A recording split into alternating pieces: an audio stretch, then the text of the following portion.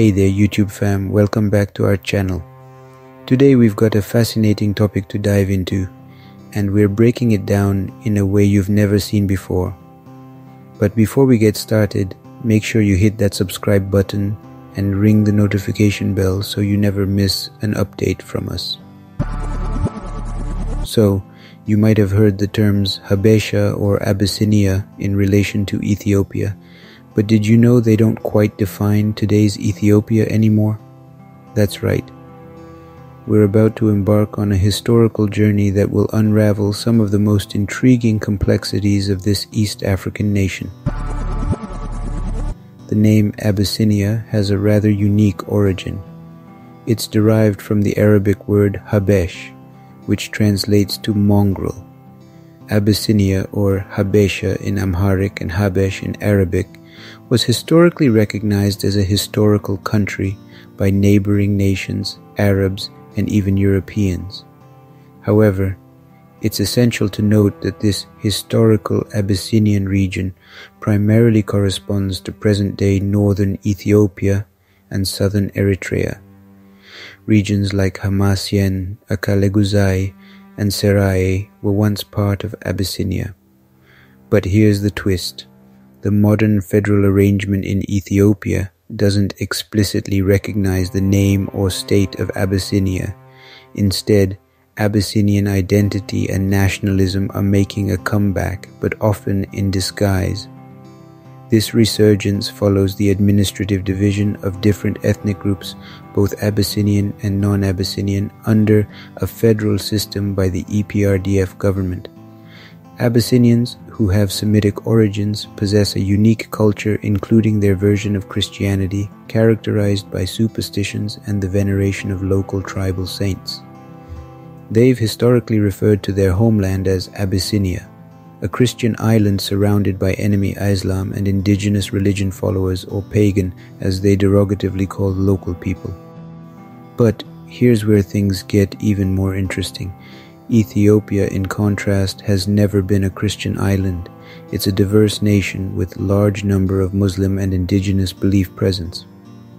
The historical ambitions to subjugate non-Abyssinian chiefs were restricted to Abyssinia, not the entire present-day Ethiopia.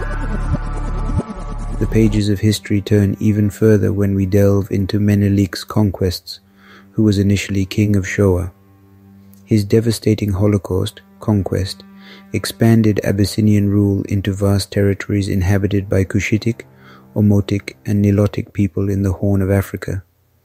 This was a turning point that solidified pre-existing Abyssinian myths. And that's not all. Menelik's conquests led to the formation of the present-day Ethiopia, but the legacy of these territorial ambitions and the state structure built to incorporate conquered peoples are at the root of many of Ethiopia's contemporary problems. But here's where it gets really intriguing. To legitimize their rule over the newly acquired territories, Abyssinians resorted to rewriting history, presenting their myths as facts, using diplomatic language, and transforming the name Semitic Abyssinia into Cushitic Ethiopia. They denied the existence of other people, their history, culture, and identities, promoting a policy of assimilation.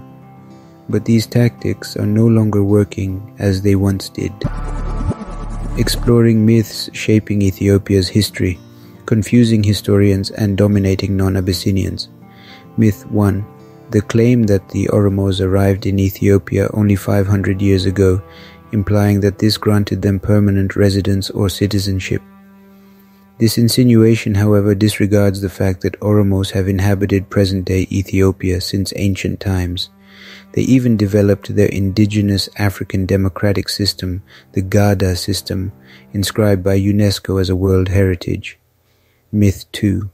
Abyssinians claim a blood connection to Jesus through the Solomonic dynasty, arguing that blessings originally bestowed upon Israel were somehow transferred to Abyssinia or Ethiopia after the alleged crucifixion of Jesus.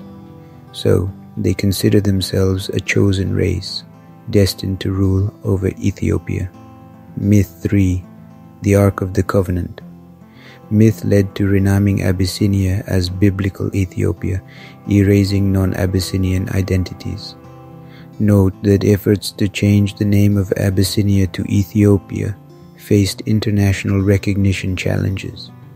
Notably, in the League of Nations, it was recognized as Abyssinia, not as Ethiopia.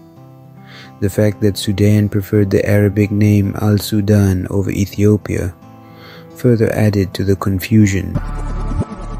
In conclusion, the age-old practice of obfuscating the names Abyssinia and Ethiopia is losing its grip. It's time to acknowledge the incredible diversity within Ethiopia and move away from divisive tactics that exclude non-Abyssinian populations from history. It must be clear that either Ethiopia can be a multinational federation or cease to exist as a single polity. That's a wrap for today's video, folks. If you found this historical journey as fascinating as we did, don't forget to give us a thumbs up and share your thoughts in the comments below. And of course, hit that subscribe button and ring the notification bell to stay updated on all our exciting content. Thanks for joining us today. We are also grateful for our source, opride.com. Until next time, keep exploring the world's captivating stories right here on our channel. Take care and see you in the next video.